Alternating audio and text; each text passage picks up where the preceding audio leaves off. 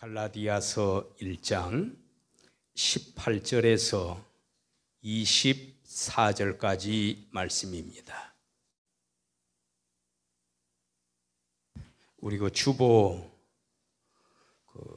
하나, 둘, 세 번째 면에 보시면은 앞페이지 세 번째 면에 보시면은 성경 강해 그래가지고 본문을 지금 다루고 있는 18절에서 24절까지 새롭게 거기에 게재를 해놨습니다. 그래서 질문 1부터 질문 6번까지 또 옆에 눈으로 이렇게 봐가면서 한번 좀 본문 내용 강해를 같이 병행을 해서 이렇게 진행을 했으면 합니다. 자, 우선 18절 오늘 읽었던 부분 18절 한번 보십시다. 그 후에 3년 만에 다메섹에서 아라비아 사막에서 3년간 예수님으로부터 직접 배웠습니다.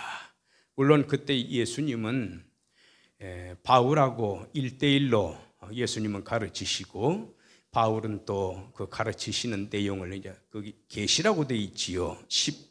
12절에 그리스도의 계시로 말미암은 것이라 말씀한 것처럼 직접 예수님께로부터 배웁니다. 물론 그때는 예수님의 육체는 승천하신 이후기 때문에 이렇게 눈에 보이는 두 사람의 모습으로 바울하고 예수님하고 두 사람의 모습으로 계시는 그런 장면이 아니고 예수님은 아마 영으로 이렇게 함께 하신 겁니다.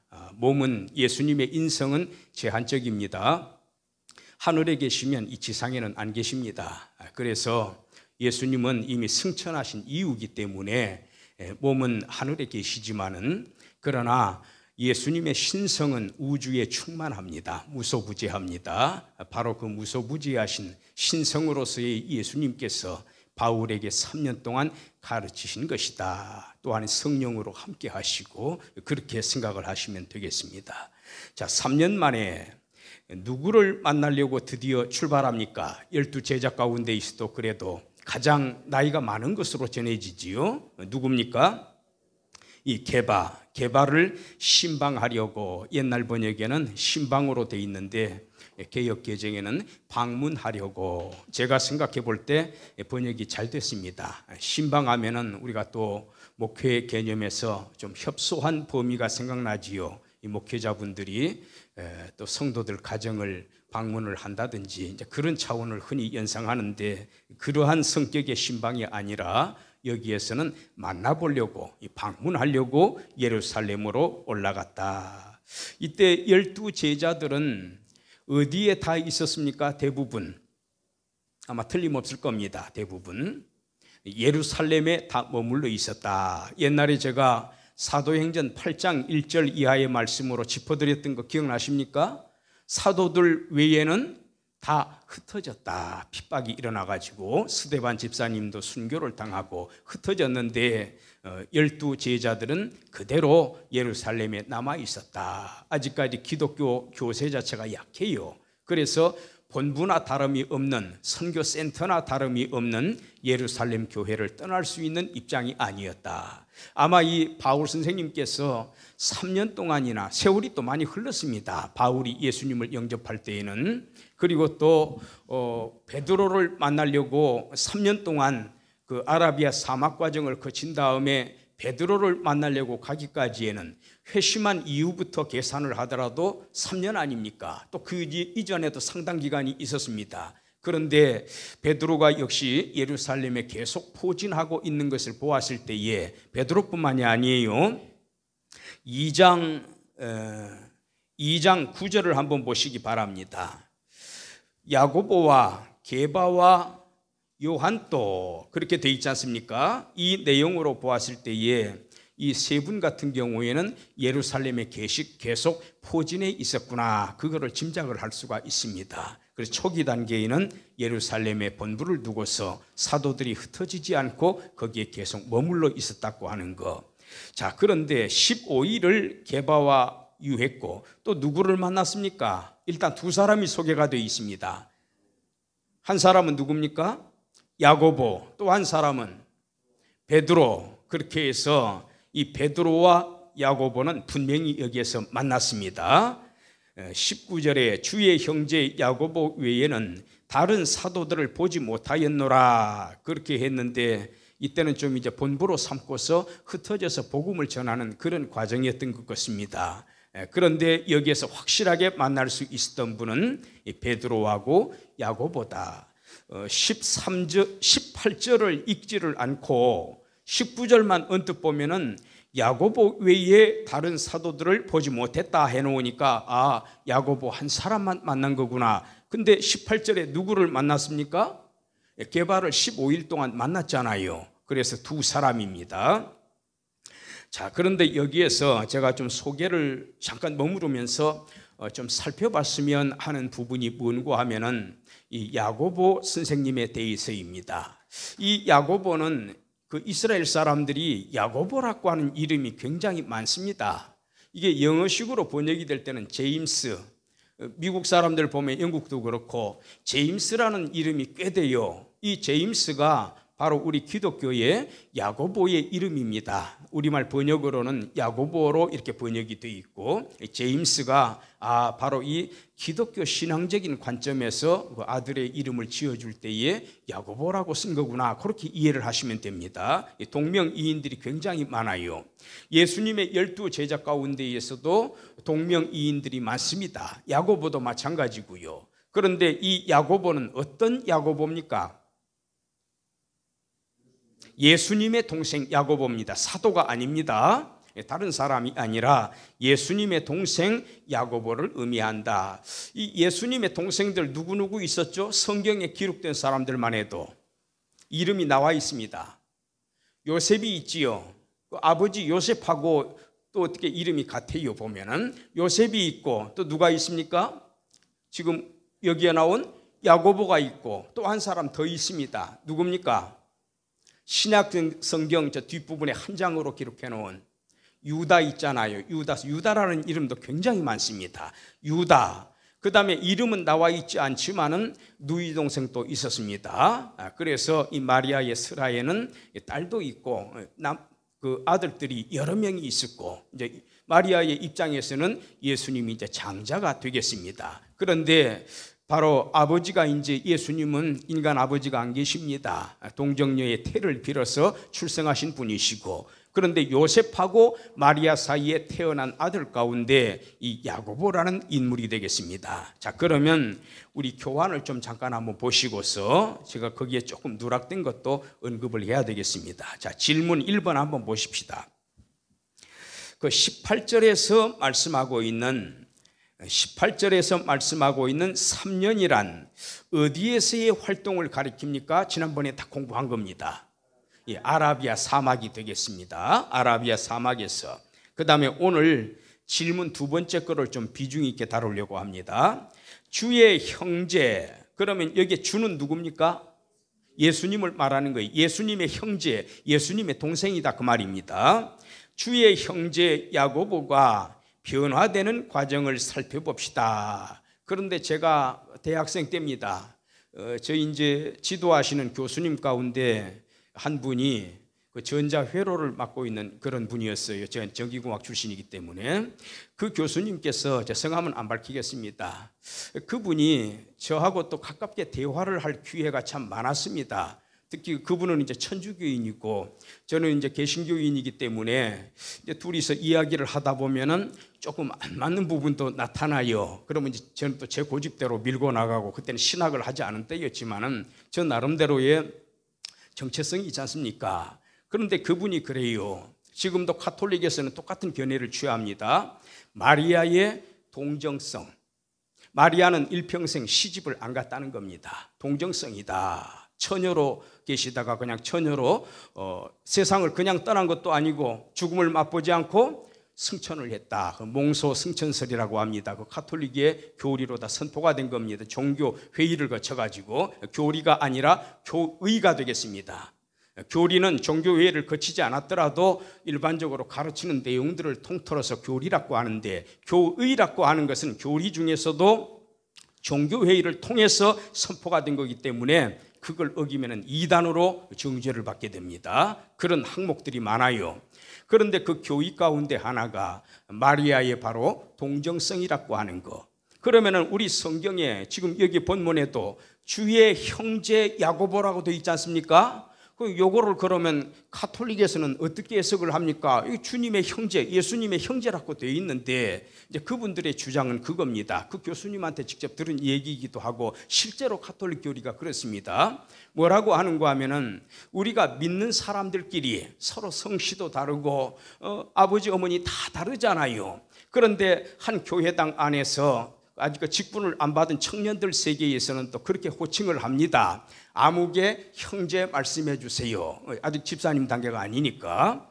또 아무개 자매 또는 통틀어서 말할 때는 형제 자매 이렇게 표현을 하는 것과 같은 의미다. 주의 형제라고 했을 때에는 꼭 같은 어머니의 태 속에서 나온 형제들을 말하는 것이 아니라 믿음의 차원에서 형제 자매라고 호칭하는 것과 같다. 그렇게 이야기를 합니다. 그러나 저는 이제 그렇게 보지 않고 마리아와 요셉 사이에서 출생한 야고보 그런 의미에서 주의 형제 그렇게 말한 것이다. 이해가 되셨습니까? 예.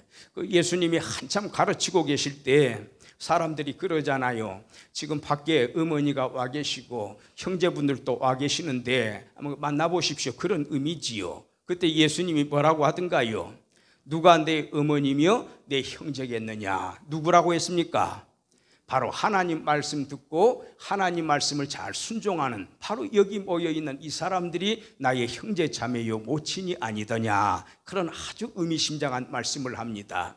이제 그런 대목에서도 보면은 형제의 의미를 그렇게 쓸 수도 있겠구나. 그러나 분명한 것은 마리아는 결혼을 했습니다. 마태복음 1장에 분명하게 나오잖아요. 예수님을 낳기까지 동침하지 아니하니라. 그 이후에는 동침을 한 거고 그리고 스라의 자녀들이 출생을 한 겁니다. 우리는 그렇게 이해를 하면 되겠습니다. 자, 주의 형제 야고보라고 되어 있는데 이 야고보에 대해서 우리 그 교환을 보시면서 동그라미 1번 한번 찾아봅시다. 우리 여기 덮지 마시고 마가복음 3장 21절 마가복음 3장 21절. 자, 거기에 보시면은 그런 대목이 나옵니다. 20절에 집에 들어가시니 무리가 다시 모임으로 식사할 겨를도 없는지라. 굉장히 바쁜 대목입니다. 지금 예수의 친속들이 개역개정에는 친족들이 친족 어떻게 번역해도 상관없습니다. 친족이 더 좋겠네요. 예수의 친족들이 듣고 붙들려 나오니 그가 어떡하다 함이라 미쳤대요. 예수님이 미쳤구나. 단단히 미쳤구나. 그래서 여기에 친족들 가운데는 여기에 자세하게 나와 있지는 않지만 누구도 포함되어 있을 가능성이 높습니까? 바로 이 형제들. 오늘 우리가 살펴본 야고보 있지 않습니까? 형님 왜 이러십니까? 형님 빨리 집으로 가십시다 하면서 형님을 실성한 사람으로 여기는 장면이지요. 처음에는 바로 이런 모습이었어요. 야고보가. 유다도 마찬가지고. 자, 그 다음에 어디를 보시노 하면은 요한복음 7장 3절 요한복음 7장 3절 요한복음 7장 3절입니다. 자, 2절에 보니까 어떤 명절입니까? 3대 절기 가운데에서 초막절이지요. 초막절을 또 다른 말로는 뭐라고도 합니까? 수장절. 크게 대표적으로 아마 이 두 가지가 많이 쓰일 겁니다. 수장절 혹은 초막절. 수장절 할 때 수자 장자는 한자로 어떻게 됩니까? 거둘 숫자, 저장할 장자, 곡식을 추수해서 어디에 저장한다는 거지요? 창고에 저장을 하는 거다. 그래서 수장절이라고 부릅니다. 그런데 여기에 초막절이라고 할 때 초자는 무슨 초자입니까? 풀초자입니다. 풀. 막자는 망막자, 장막할 때 그 막입니다. 그러니까 풀로 얼기설기 얽어가지고 텐트를 만드는 거죠. 이게 초막입니다. 그런데 똑같은 절기인데 왜 초막절이라고도 부르고 장막절이라고도 부릅니까? 왜 그렇습니까? 바르게 알고 계셔야 합니다. 초막절하고 수장절하고 무슨 관련이 있습니까? 한자 용어상으로 봤을 때는 번역 잘 된 거예요. 용어상으로 봤을 때는 두 단어가 의미가 없는 것처럼 보이잖아요. 아니, 장막하고 곡식 거두는 거하고 무슨 관련이 있습니까? 자, 이게 왜 그런가 하면은 이스라엘 사람들에게 하나님이 명령을 합니다. 너희들이 계속 고생을 해가지고 봄, 여름 고생을 해가지고 씨 뿌리고 땅 잘 가꾸고 풀도 뽑아줘야 될 거고 물도 공급을 해줘야 되고 그래서 땀 흘려서 가을에 추수를 하지 않느냐. 그러면은 가을에 추수를 했으면은 그 곡식을 창고에다가 다 거두어 드려라. 우리 하나님께서 이렇게 물도 주시고 공기도 주시고 이른 비와 늦은 비를 적절하게 내려주시고 이렇게 곡식을 주셔서 고맙습니다. 그런 마음을 가지고서 이 곡식을 잘 거둬서 창고에다가 저장을 해라. 일단 여기까지는 무슨 절입니까? 여기까지만 살펴보면 거기까지는 수장절이잖아요. 그런데 하나님이 이어서 또 명령을 합니다. 지금부터는 장막절입니다. 자, 뭔고 하면은 초막절입니다. 뭔고 하면은 너희 이스라엘 백성들이 가을에 곡식을 걷어가지고 창고에 다 걷어들인 다음에 그 다음에 일주일 동안 할 일이 있다. 너희 자식들을 데리고 어디로 가라? 저 남쪽에 있는 광야로 내려가도록 해라. 그 광야가 어떤 역사가 깃들여 있습니까? 옛날에 바로 출애굽의 역사. 40년 동안 광야길에서 행군을 했잖아요. 참 고된 훈련의 과정이었습니다. 그런데 그때 그들이 농사 지었습니까? 광야길에서? 가나안 들어가기 전입니다. 농사 안 지었습니다. 그들이 우물을 군데군데 깊이 있게 팠습니까? 그래서 물을 얻었습니까? 아닙니다. 그들이 어디 짐승을 양육을 해가지고 도살을 해서 그래서 먹을 일을 해결을 했습니까? 아니잖아요. 그들이 밀농사를 지어서 밀가루를 얻었습니까? 아니잖아요. 하늘에서 뭐가 내립니까? 만나가 내리고 또 메추라기를 내려주셨고 또 그 다음에 물이 없을 때는 어떻게 있습니까? 반석에서 물이 나도록 했고 그 다음에 그들이 노력한 게 아니에요. 구름기둥 불기둥을 띄워가지고 앞길도 인도해 주시고 밤에는 추위로부터 불기둥을 통해서 막아주시고 낮에는 구름기둥을 통해서 더위로부터 막아주시고 너희들이 그 먹고 입고 마시고 잠자고 하는 일에 너희들이 스스로 뭐가 한 것이 있느냐? 우리 하나님께서 다 해주셨지 않느냐? 또 사막길에서 아말렉 같은 그런 족속들이 쳐들어올 때 하나님이 또한 막아주시지 아니했느냐? 그 40년 동안 광야 생활을 하면서 하나님께서 이끌어 주시고 보호해 주시고 인도해 주셨다. 그 다음에 이 가나안 땅에 심어 주시지 않았더냐? 그래서 옛날 광야길 40년을 깊이 생각을 해보면서 우리가 이 광야길 40년 우리 조상님들이 이 과정을 거쳤는데 우리는 이걸 통해서 뭐를 배워야 할까? 또 하나님이 우리를 어떻게 대해 주셨는가? 얼마나 큰 은혜를 베풀어 주셨는가? 이 모든 것들을 기억을 하고 회상을 하고 그걸 기념하고 그래서 하나님께 영광을 돌리기 위한 의도에서 큰 범위에서 보면은 교육적인 의도인 겁니다. 그래서 자식들까지 함께 데리고 가서 광야에서 일주일 동안 뭐를 쳐라? 초막을 쳐라 그 말입니다. 장막을 쳐라. 그리고 거기에서 생활을 해라. 네 아들들이 물어볼 것 아니냐? 아버지 왜 곡식을 저장한 다음에 우리가 한 주 동안 시간을 내서 이 광야에 와가지고 이런 고생을 합니까? 하면은 아까 제가 말씀드렸던 내용이 있잖아요. 그것을 자녀들에게 다 가르쳐 알게 하라. 그런 의미에서 지금까지 설명한 내용은 무슨 절입니까? 초막절이다 그 말입니다. 그래서 가을에 곡식 거둘 그 무렵에는 수장절의 의미가 있고 초막절의 의미가 있고 두 가지의 의미를 동시에 새겨야 되겠구나. 이해되셨습니까? 예. 그래서 마침 이 부분 또 대하다가 그 부분을 또 설명을 제가 드렸네요. 초막절이 가까운지라 2절. 그 형제들이 예수께 이르되, 여기에 형제들 이름은 낱낱이 안 써놨지만 누구겠습니까? 요셉이나 유다나 야고보와 같은 그런 동생들 아니겠습니까? 예수께 이르되 당신의 행하는 일을 제자들도 볼 수 있도록 여기를 떠나서 유대로 가소서. 여기에 제자들은 꼭 12명의 제자만을 말하는 거 아니에요. 예수님을 믿고 따르는 무리들까지 포함해서 이렇게 말을 합니다. 자, 스스로 나타나기를 구하면서 입신양명하겠다 이거지요. 자기 몸을 세우고 이름을 건다 그 말입니다. 바로 입신양명하려면은 묻혀서 지내면 됩니까 안 됩니까? 시골 구석에 그렇게 묻혀서 지내면 안 된다. 이 나사렛 동네가 또 얼마나 초라한 곳입니까? 오죽하면 나사렛에서 무슨 선한 기 날 수 있느냐라고 했잖아요.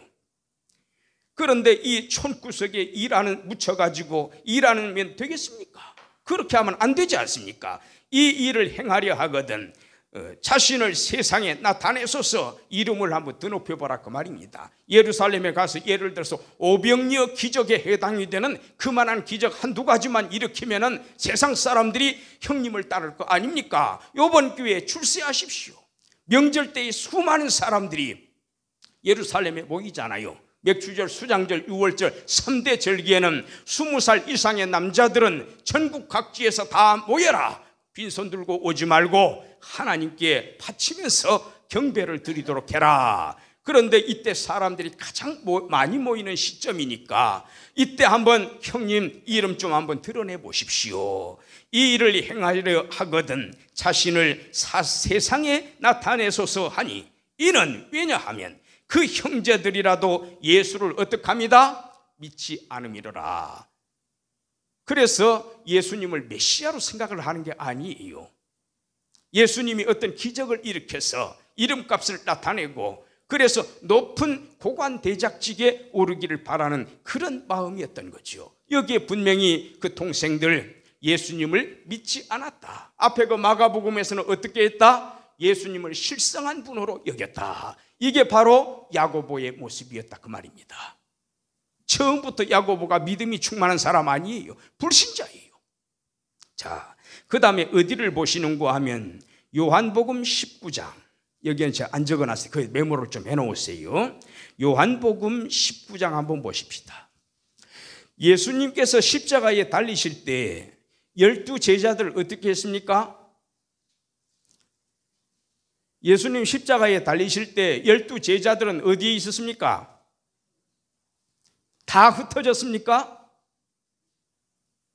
예수님 제자 가운데 한 사람은 최소한 한 사람은 예수님 십자가 옆에 있었습니다. 그거 바르게 알고 계셔야 됩니다. 혹시라도 설교하실 때 제자들이 다 뿔뿔이 흩어져서 예수님 홀로 처형을 당하신 것처럼 그렇게 묘사를 하면 안 됩니다. 물론 그 심정은 제가 이해를 하지요. 분명히 여기에 25절 한번 보세요. 26절 예수께서 자 19장 26절 예수께서 그 모친과 사랑하는 제자 예수님의 품 안에 안겨가지고 그 예수님이 누구 한 사람이 나를 팔 것이다. 그러니까 물어보잖아요. 주여 그가 누구니까? 그게 바로 사도 요한이 되겠습니다. 전하는 바에 의하면은 나이가 12제자들 가운데 제일 어렸다 그래요. 그게 또 일리가 나름대로 일리가 있는 게 요한 계시록이 90년대에 쓰였거든요. 주후.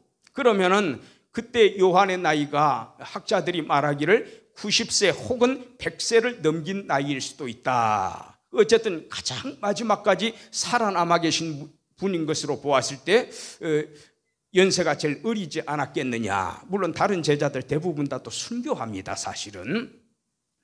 그 모친과 사랑하시는 제자 사도 요한입니다. 문학적인 표현입니다. 자기 이름을 직접 안 써요. 저자가. 곁에 섰는 것을 보시고 지금 십자가 곁이 되겠습니다. 25절에 예수의 십자가 곁에는 그랬잖아요. 바로 그 곁을 말합니다. 곁에 섰는 것을 이래 보시고 모친께 말하되 여자여 보소서 분하이라고 하는 말은 아주 존칭어입니다. 우리말로 그대로 번역을 하다 보니까 차라리 어머님이여 그러든지 하지 왜 여자여 그랬습니까? 이제 조금 오해를 할 수가 있는데 헬라어 표현 방식으로는 극존칭어라고 합니다. 여자여 보소서 아들이니이다. 여기 아들은 누굽니까? 요한을 말하는 거예요. 자기 자신을 말하는 게 아니라 요한을 바라다 보십시오 그 말입니다. 요한을 쳐다보십시오. 여자여 보소서 쳐다보세요. 아들입니다. 사도 요한을 가리켜서 27절 봅시다. 또 그 제자에게 이번에는 아마 눈길을 제자 쪽으로 향했겠지요. 처음에는 어머님 쳐다보시다가 그 제자는 누굽니까? 26절에 사랑하시는 제자. 앞에 한번 그렇게 나오니까 여기에는 그 제자라고 표현을 했습니다. 그 제자에게 이르시되 보라 네 어머니라. 누구를 보고요? 마리아를 보고 요한한테 네 어머니다. 네 어머니다. 2인칭 단수 소유격이에요. 여러분의 어머니가 아니라 요한한테 정확하게 지금 일러주시는 겁니다. 너의 어머니시다. 그때부터 그 제자가 즉 사도 요한이가 자기 집에 모시니라. 이 사도 요한이 맨 마지막 이제 늙음하게 그 이제 소천을 앞두고 에베소 지역에서 이 목회를 했다고 합니다. 그래서 에베소, 터키, 소아시아가 이렇게 있으면 에베소가 요쯤에 있습니다. 우리나라로 비유를 하자면 인천항쯤에 됩니다. 서쪽 끝에 있는 인구가 굉장히 많았던 도시고요. 그리고 이 지역이 갈라디아 지역이 되겠습니다. 그리고 이 지역이 길리기아, 여기가 또 바울이 출생한 타르수스, 다소 지역이 되겠습니다. 그래서 여기가 바로 이 에베소 항구 도시가 되겠습니다. 굉장히 풍요로운 도시입니다. 항구기 때문에 선박들이 들락날락 무역업이 성행을 냈던 그런 곳이기도 합니다. 이 에베소에서 목회를 하면서 사도 요한이 15년 동안을 모셨다, 그렇게 전해지고 있습니다. 15년 동안. 그래서 우리가 여기에 이 마리아가 연세가 어느 정도가 될까 어디 자료가 없으니까 알 수가 없어요. 그래서 마리아가 예를 들어서 그때 유대 당시에는 15살에서 아무리 많아도 20살 안 넘어갑니다. 15살 전후로 해가지고 결혼을 했습니다, 여성들이. 그래서 15세라고 그냥 계산을 해봅시다. 15세. 그래가지고 예수님 33년 동안 활동하셨잖아요. 30년은 집안에서 가사일을 돌보시고 아마 목수일 하셨을 겁니다. 3년 동안은 공생애를 하시고 또 거기에다가 사도 요한이 15년을 모셨다고 했지 않습니까? 그러면은 15년을 모셨다고 하는 것은 아마 틀림없이 돌아가실 때까지 모셨다, 막 그런 의미일 가능성이 높습니다. 여기에 학자들이 또 그런 해석을 합니다. 그때 당시에 목수 요셉 있잖아요, 남편. 요셉은 아마 일찍 세상을 떴기 때문에 같이 이렇게 생활을 할 수 없는 사별을 한 그런 입장이니까 나이가 있는 마리아를 누가 모셔야만 하겠는데 그 유언을 누구한테 준 겁니까? 사도 요한한테 준 것이다. 그래서 이제 목수는 요셉은 세상을 떠났던 모양이다, 그런 정도로 해석을 합니다. 요거 합산하면 얼마입니까? 그 다음에 63세. 옛날에는 63세면 평균 수명 훨씬 넘은 겁니다. 그러니까 비교적 천수를 다하고 하늘이 주신 수명을 다하고 세상을 뜨신 것이다. 그래서 아마 60대쯤이 되지 않겠느냐, 마리아가 돌아가신 때가. 그렇게 생각을 해봅니다. 아까 말씀을 드렸듯이 가톨릭에서는 몽소 승천설, 죽음을 맛보지 않고 그대로 부활처가 돼서 하늘로 승천하는 그런 모습으로 해석을 합니다만 우리는 그렇게 하지 않습니다. 분명히 세상을 떠나셨고 어디인가에 무덤이 있을 것이다. 자, 그런데 27절 다시 보세요. 보라 내 어머니라 하신대 그때부터 그 제자가 자기 집에 모시니라. 자기 집에 모시니라. 참고적으로 여기 잠깐 덮지 마시고 누가복음 2장 51절 한번 보십시다. 누가복음 2장 51절. 그 예수님이 그 인간 육신의 부모님을 대하는 모습이 어떤가 잠깐 보십시다. 예수께서 한 가지로 내려가사, 여기 한 가지로, 개역개정은 뭐라 되어 있습니까? 예수께서 한 가지로 내려가서 그렇게 되어 있습니까? 함께 내려가서 번역 참 잘 됐네요. with them. 그래서 그들과 함께, 이 부모님들과 함께 번역 참 잘 됐습니다. 개역개정. 내려가사 나사렛에 이르러 어떻게 하시더라? 순종하여 받으시더라. 순종하여 받으시더라. 여기에 휘포타소라는 단어로 되어 있네요. 휘포타소.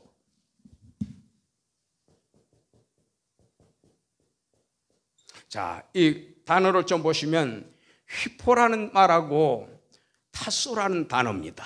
이 합성어가 되겠습니다. 여기에 휘포는 언더예요. 뭐뭐 아래에, 뭐뭐 아래에. 그 다음에 타소라는 것은 순종하다라는 동사가 되겠습니다. 뭐뭐 아래에서 순종을 하다. 우리가 이런 장면 볼 수가 있지요. 왕이 저 위에서 명령하면 신하는 어디에 위치합니까? 위치상으로 저 아래쪽에서 다 허리를 이렇게 구부리고 있다가 그 명령을 듣잖아요. 밑에서 순종하는 모습입니다. 철저하게 순종을 하신 거예요. 예수님이. 바로 이런 모습, 이 부모님의 입장에서 보면은 참 예수님으로부터 지극정성의 효도를 다 받으신 겁니다. 휘포타소라고 하는 이 단어, 제가 옛날에 그런 말씀 한번 해드린 적 있지요. 중국에서는 황제를 누구라고 칭합니까? 신하들이 뭐라고 칭합니까? 호칭을 할 때 황상 뭐라고 합니까? 폐하라고 하잖아요. 폐하. 우리나라 국왕의 경우에는 어떻게 부릅니까? 주상하고 전하, 주상 전하, 전하라고 부릅니다. 세자는 뭐라고 부릅니까? 저하라고 부릅니다. 그 다음에 옛날 대통령의 경우에는 뭐라고 불렀습니까? 각하라고 불렀습니다. 그 다음에 가톨릭에서는 교황을 뭐라고 부르는 줄 아세요? 성하라고 부릅니다. 거룩할 성자 아래 하자. 폐하라고 하는 게 뭡니까? 폐가 바로 섬돌 폐자입니다. 계단을 의미하는 단어입니다. 황제는 저 위에 있고 계단이 쭉쭉쭉쭉 이렇게 내려가 가지고 저 아래에 외국에서 온 사신이 딱 뭡니까? 얼굴을 땅바닥에 붙이고서 이렇게 황제를 아련하는 장면이 나옵니다. 그래서 폐하라고 하는 것은 뭔가 하면은 섬돌 폐자 아래 하자, 내가 계단 아래에 있나이다, 그런 뜻이에요. 그게 본래 황제를 뜻하는 단어가 아니에요. 고백적인 단어입니다. 폐하하는 것은 무슨 말인가 하면은 제가 계단 밑에 있나이다, 그런 뜻이에요. 저 위에 계셔야 할 주인은 황제이시고 임금이시고 나는 감히 그 자리에 올라가지 못하고 저 밑에서 엎드려서 당신의 음성을 듣는 그런 신하에 불과합니다. 그런 의미에서 폐하라고 했던 거예요. 폐하는 나는 계단 아래에 있나이다, 이게 폐하예요. 황제를 직접 칭하는 말이라면 윗상자를 써야죠. 계단 위에 계시니까 폐상 그래야 될 거 아닙니까? 그런데 고백적인 의미에서 신하의 입장에서 부르는 거기 때문에 폐하. 또 왕은 뭐라고 불렀습니까? 조선의 경우에 주변에 조그만 나라들은 전하, 그 전자가 바로 집전자, 팰리스, 궁전을 의미하는 단어입니다. 이 궁전의 주인은 누굽니다? 임금이십니다. 나는 그 궁전 안에 문을 열고 들어갈 수가 없습니다. 나는 궁전 밑에 있습니다. 그런 의미에서 당신만이 궁전 안에, 궁전 위에 계시는 분이고 나는 궁전 밑에 있습니다. 그래서 뭐라고 부릅니까? 전하. 이 무슨 말인가 하면 제가 궁전 아래에 있나이다, 그런 고백적인 의미예요. 컨페션이에요. 저하는 뭡니까? 아직 임금은 아니니까 궁전보다는 좀 적은 규모, 그러나 우람한 집입니다. 저택할 때 그 저자가 되겠습니다. 저하, 집저자인데 저하, 이렇게 세자 저하를 그렇게 불렀지요. 그리고 아들은 임금인데 아버지는 임금을 지내지 못했어요. 조선에 3명의 그 대원군이 있습니다. 그런데 그 대원군의 경우에는 뭐라고 불렀느냐? 합하라고 불렀어요. 쪽문 합자를 써서 문이 2개가 있는데 가운데 큰 문은 임금께서 들어가시고 작은 문은 누가 들어간다? 우리 신하들은 감히 못 들어가고 그 문에 대원군만이 들어갈 수가 있다. 그래서 대원군 합하, 그렇게 불렀습니다. 그리고 왕의 경우에는 각하. 무슨 말입니까? 누각할 때 각자가 되겠습니다. 민주주의 시대이기 때문에 옛날처럼 그런 높은 의미는 부여하지 않지만 어쨌든 누가 갈 때 각자를 붙였잖아요. 누가 위에 계셔서 정사를 도모하시는 분은 대통령이시고 나는 그 밑에 있는 사람에 불과합니다. 그래서 각하 그렇게 표현을 했던 거지요. 이해가 되십니까? 예수님도 지금 어떻습니까? 문자 그대로 보면은 휘포타소, 내가 밑에서 순종하나이다, 그런 뜻이에요. 통용적인 정서를 동원을 해가지고 제가 좀 설명을 해본 겁니다. 예수님은 이처럼 지극정성으로 부모님께 효도하는 분이셨다. 그 다음에 요한복음으로 다시 돌아갑니다. 다시 요한복음으로. 자, 27절 봅시다. 또 그 제자에게 이르시되 보라 내 어머니라 하신대 그때부터 그 제자가 자기 집에 모시니라. 자기 집에 모시니라. 그런데 여러분 여기에서 한마디 질문하고 싶은 거 있지 않습니까? 분명히 이때 유다 있었잖아요. 나중에 유다라는 성경도 썼으니까. 야고보, 우리가 지금 조금 전에 살펴봤던 야고보서 썼잖아요. 뒤에까지 살아남아요. 또 여기 이름 안 나오지만 요셉이라는 사람도 있잖아요. 또 누이 동생 이름 안 나오지만 누이 동생이 또 있지 않습니까? 그런데 마리아의 친아들들이 있음에도 불구하고 왜 굳이 사도 요한한테 부탁을 하는 겁니까? 네 어머니다, 아들입니다, 그래가면서 실제로 15년을 모셨어요. 아들들이 있는데 아들들도 없고 홀로 단신이시라면 이해를 하지요, 우리가. 왜 그런 것 같습니까?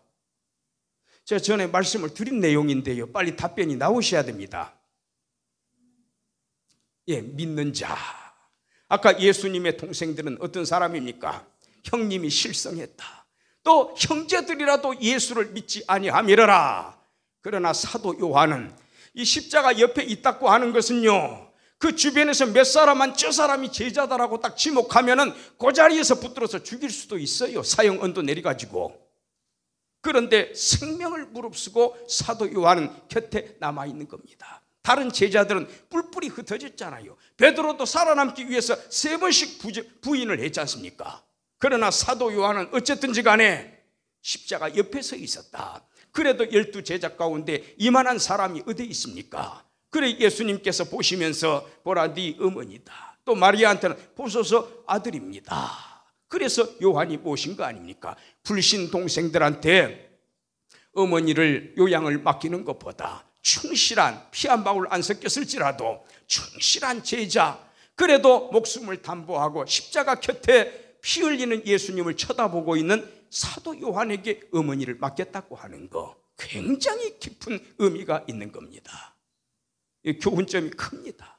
불신자식이 부모님 모시는 거하고 신앙이 돈독한 자식이 부모님을 모시는 경우는 다릅니다. 하나님을 두려워하듯이 부모님을 두려워하고 하나님을 공경하듯이 부모님을 공경하고, 첫째는 하나님 사랑, 둘째는 그와 같으니 인간 사랑 아닙니까? 그래서 이 예수님께서는 불신 동생들한테 맡기지 않았다. 그럼 적어도 여기에서 보면은 야고보는 뭡니까? 마리아의 친아들이었음에도 불구하고 어떻습니까? 어머니를 모실 수가 없는 입장이었다라고 하는 거. 다시 말하면, 인간적으로 표현하면 예수님으로부터, 형님이신 예수님으로부터 인정을 못 받은 사람이다, 그 말이에요. 이해가 되십니까? 예. 자, 그 다음에 동그라미 2번으로 가서 고린도전서 15장 7절, 다른 데 덮어도 좋겠습니다. 이렇게 해서 이제 서서히 마무리를 해야 되겠네요. 고린도전서 15장 7절 한번 보시기 바랍니다. 여기에 이 야고보가 변화가 되어지는 엄청난 터닝 포인트, 전환점이 나타납니다. 그 생애가 완전히 바뀌어버리는, 인생의 방향이 앞으로 어떤 사람으로 살아야 될 것인가, 인생의 방향이 완전히 바뀌어버리는 엄청난 사건 하나가 일어나게 됩니다. 이 야고보에게 15장 6절 한번 볼까요? 부활하신 다음에 500여 형제에게 일시에 보이셨나니 그 중에 지금까지 태반이나 살아있고 어떤 이는 잠들었으며 그 후에 야고보에게 보이셨으며 그 후에 모든 사도에게와 8절에서는 나 바울에게도 보이셨다. 야고보가 여기에 등장하잖아요. 이 야고보가 바로 예수님 동생 야고보입니다. 야고보가 이 예수님을, 부활하신 예수님을 만나 뵙고서 완전히 바뀌어버린 거예요. 아하, 이분이 바로 메시아였구나. 내가 메시아에 관해서 잘못 알고 있었고 예수님에 대해서 너무너무 잘못 알고 있었구나. 이분이 바로 구약에서 예언된 바로 그 메시아시로구나, 구세주시로구나. 그걸 깨닫고서 야고보가 여기에서 완전하게 변화를 받게 되는 겁니다. 얼마나 큰 변화도 보십시다. 사도행전 15장, 여기 덮어도 좋습니다. 사도행전 15장 말씀 한번 보세요. 15장에 보니까 문제가 하나 나타났지요. 이때는 이제 사도 바울이 1차 선교 사역을 막 마치고 돌아온 대목입니다. 그리고 조금 있다가 또 2차 선교 사역을 전개를 해야 되는데 1차 선교 사역과 2차 선교 사역 사이에 큰 교리적인 논쟁이 하나 나타나게 됐어요. 어떤 논쟁인고 하면은 1절 보세요. 어떤 사람들이 유대로부터 내려와서 안디옥으로 형제들아, 이 형제들, 이 안디옥 교회의 형제들입니다. 뭐라고 말하는 거 아니? 너희가 모세의 법대로 뭘 안 받으면, 할례 안 받으면 구원받지 못한대요.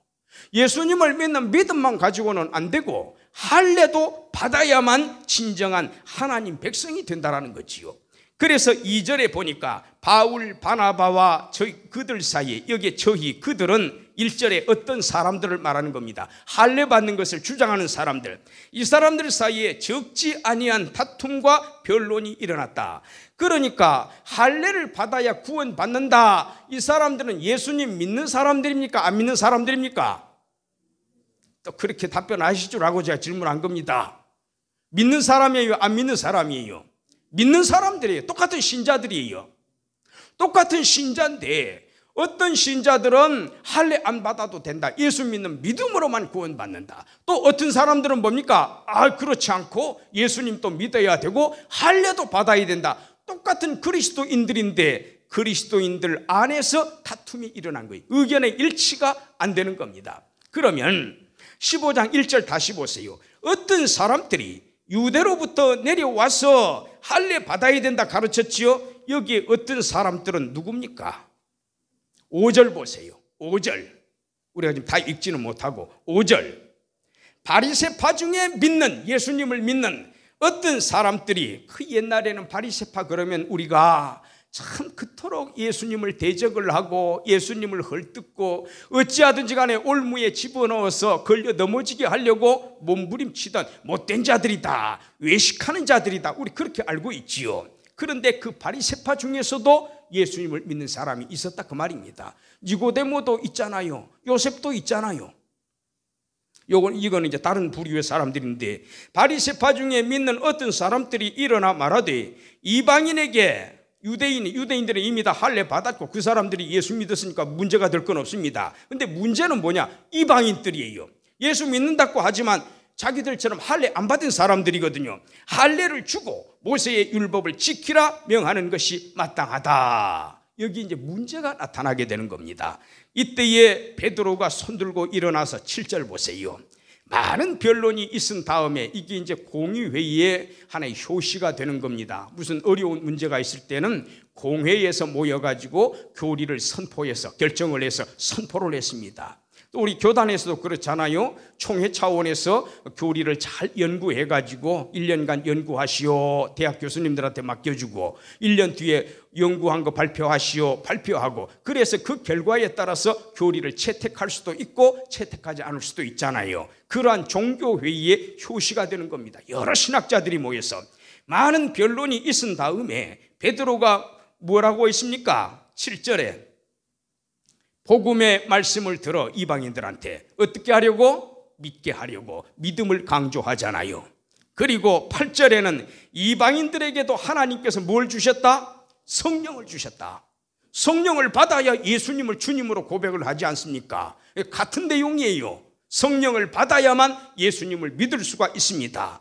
그래서 9절에 믿음으로 그들의 마음을 깨끗이 하사 이방인들, 그 이방인들이나 우리 유대인들이나 차별을 두지 않으셨다. 분간치 아니하셨느니라. 그런데 10절에 중간쯤에 우리 조상과 우리도 능히 매지 못하던 멍에, 이게 바로 뭡니까? 율법의 멍에 아닙니까? 세상 전체 율법 다 지켜가지고 하나도 흠잡을 데가 없어서 구원받을 사람이 누가 있다는 말입니까? 율법을 하나도 어기지 않아도 어차피 구원 못 받아요. 자범죄를 안 범해도 구원 못 받아요. 무슨 문제가 있기 때문에. 원죄는 어떡할 거예요? 그 원죄 자범죄 때문에 구원 못 받습니다. 그리고 예수님만이 해결자예요. 그래서 우리 조상들도 율법을 다 못 지켰는데 누구 죄인 아닌 사람이 누가 있습니까? 천하의 선군 다윗도 보세요. 밧세바 범했잖아요. 인구조사 했잖아요. 완벽한 사람 없습니다. 능히 매지 못하던 그 멍에 율법을 지키는 거지요. 제자들의 목에 두려느냐? 이방인들, 예수님 지금 믿는 이방인들에게까지 그 멍에를 짊어지게 하려느냐, 그 말이에요. 그러니까 그러면서 11절에 우리가 어떻게 은혜를 받는다? 그 사람들이나 우리들이나 은혜로 구원받는다. 여기에 등장하는 키워드들이 뭡니까? 은혜, 믿음, 율법, 복음. 그 실절에 복음의 말씀을 들어. 복음, 이런 용어들 아니에요. 믿음으로 구원을 받는다, 그 말입니다.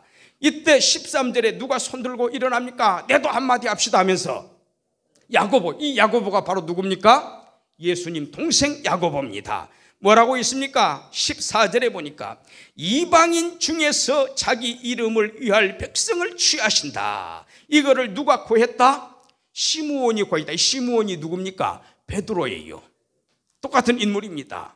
시몬이 무슨 뜻입니까? 시몬, 베드로, 사이몬. 시몬이 무슨 뜻입니까? 듣는다, 들을 총자, 듣는다라는 뜻입니다. 베드로는 무슨 뜻입니까? 반석이라는 뜻입니다. 게바는 무슨 뜻입니까? 케파스, 게바. 반석이라는 뜻이에요. 아람어입니다. 그거는. 베드로는, 페트로스는 헬라어가 되겠고. 그래서 시므온이 고였다. 시므온이 이야기한 것을 다시 반복할 필요가 없지요. 베드로가 의견을 제시한 게 뭡니까? 이방인들도 성령을 받아서 예수님을 믿는 믿음으로 구원을 받는다. 나도 거기에 전적으로 동의한다. 야고보가 지금 그거를 이야기하고 있지 않습니까? 베드로 신앙이나 구원관에 있어서 베드로의 신앙이나 야고보의 신앙이나 똑같다, 그 말입니다. 여기에서 자 정리해보면 첫 번째, 예수님을 실성한 분으로 여겼지요. 또 예수님을 안 믿었다고 돼 있지요. 이런 사람들이 그 전환점이 어디입니까? 자, 여기 보시면은 처음에는 예수님을 실성하셨다.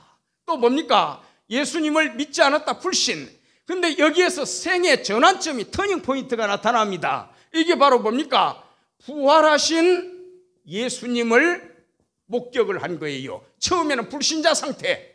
그런데 부활하신 예수님을 보고 확 변한 겁니다. 신자로 돌변한 겁니다. 심지어 이 단계에서는 뭡니까? 예수님이 그 어머니 마리아를 부탁을 안 하셨을 정도예요. 이 빗금친 이 부분입니다. 불신의 상태입니다, 한마디로. 그러나 부활하신 예수님을 만나뵙고 난 다음에 어떻게 됩니까? 불신자가 아니라 뭡니까? 신자로 변화가 되었다. 신자로 변화가 되어서 예루살렘 공회에서 발언을 하지 않습니까? 이런 정도로 엄청난 변화가 있었다라는 거예요. 그 다음에 또 동그라미 6번을 보십시다. 동그라미 6번 야고보서 1장 1절 한번 보세요. 히브리 야고보. 야고보서 1장 1절 거기에 적어 놓으세요. 제가 야고보서 그려놨는데 1장 1절. 1장 1절에 야고보의 고백이 나타납니다. 무슨 내용이고 하면은 하나님과 주 예수 그리스도의 누구다? 종, 둘로서 아무런 자유의지, 프리윌이 없는, 시키면 시키는 대로 하는, 상전이 명령하시면 그대로 엎드려서 명령 듣고 실행을 하는 그런 종의 위치. 그 종이 누구라고 했습니까? 야고보 자기 자신이라고 했잖아요. 처음에는 형님 실성하셨습니다. 또 형님 믿지 않고 또 어머님을 모실 수도 없었잖아요. 형의 지엄한 명령이기 때문에. 그 가장은 예수님이에요. 그 집안에서 보면 요셉은 아마 돌아가신 것 같고 형님이 딱 사도 요한한테 부탁하니까 이들이 모실 수가 없잖아요. 사도 요한이 모셨잖아요. 그런데 그랬던 이 야고보가 부활하신 예수님을 만나 뵙고 나서 변했습니다. 변해가지고 이제는 자기를 누구라고 고백을 합니까? 그분의 종이다라고 고백을 하잖아요. 그리고 한 군데만 더 보고 마칠게요. 갈라디아서 제가 이 동그라미 3번으로 돼 있는 거 갈라디아서 2장을 한번 보시기 바랍니다. 갈라디아서 2장 9절 말씀이에요. 9절에 보면은 또 내게 주신 은혜를 알므로 바울이 기둥같이 여기는 예루살렘 교회의 가장 큰 지도자입니다. 이 기둥이 무너지면 지붕이고 뭐고 다 쓰러지는 겁니다. 기둥같이 여기는 세 사람이 소개되어 있는데 누가 맨 앞에 나와 있습니까? 야고보잖아요. 우리 같으면 누구 먼저 쓸 것 같아요? 베드로, 그 다음에 요한, 그 다음에 야고보를 썼을 겁니다. 근데 야고보가 맨 앞에 나오고 베드로가 그 다음에 나오지 않습니까? 거기에 유세비우스라고 되어 있는 부분이 있죠. 초대교회 교회사 아버지입니다. 콘스탄티누스 황제의 명을 받들어 가지고 그때까지 일어난 모든 교회사의 일을 정리한 그런 분입니다. 제가 영어본하고 번역본하고 다 가지고 있습니다. 자, 그런데 이 유세비우스는 뭐라고 했는가 하면은 이 야고보를 가르쳐서 가톨릭 용어를 썼으니까 좀 이해를 하셔야 됩니다. 그때는 뭐 개신교는 종교개혁 이후부터니까. 그때 이 야고보가 어떤 위치였느냐? 예루살렘. 자, 신약시대 최초의 교회가 어디입니까? 최초의 교회, 오순절 성령 강림이 이루어진 그곳이 어디입니까? 마가의 다락방으로 전해지는데 그게 바로 예루살렘 교회입니다. 이방 지역에서 울타리를 넘어서 가지고 이스라엘 국경을 넘어서서 이방 지역에서 최초의 교회가 어디입니까? 안티오크 교회입니다. 안디옥 교회. 그런데 신약 역사의 하나님 창세 이래로 신약 역사의 최초의 교회가 예루살렘 교회인데 이 예루살렘 교회의 초대 주교를 지냈다. 초대 주교를 지냈다. 다시 말하면 종교계의 최고의 지도자에 해당이 된다 그 말입니다. 무슨 말인가 하면 구약시대의 대제사장이라고 한다면 신약에 이르러서 맨 처음에 최고의 지도자는 누구냐? 구약시대 대제사장과 맞먹을 수 있는 그게 바로 야고보였다 그 말입니다. 유세비우스는 그렇게 기록을 하고 있습니다. 그러니까 여기에서 우리가 오늘 큰 교훈점을 생각해 봐야 될 것, 어떻게 되어야만 사람이 돌변합니까? 퀄리티가 달라집니까? 이상이 달라지고 꿈이 달라지고 인생 목적이 달라지고 인생의 방향 설정이 달라지고 뭐에 의해서 이게 가능합니까?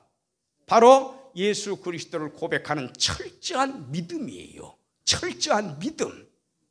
요 믿음이 흐트러져 아무리 신앙심 깊고 평상시에 헌신하고 참 훌륭한 기독교인이네 아무리 칭송을 듣는 사람이라 할지라도요, 그 사람이 어느 날 사람이 있다 보니까 약하지 않습니까? 어느 날 믿음이 다 흐트러져 버리잖아요. 거의 불신자와 다를 바 없을 정도로 겉으로 봤을 때는 저 사람 큰일 났네, 요 정도에 들어가게 되면은 그 사람 인생 삶 자체가 어떻게 됩니까? 삶이 하나님으로부터 멀어져 버립니다. 자기 마음대로 살아갑니다.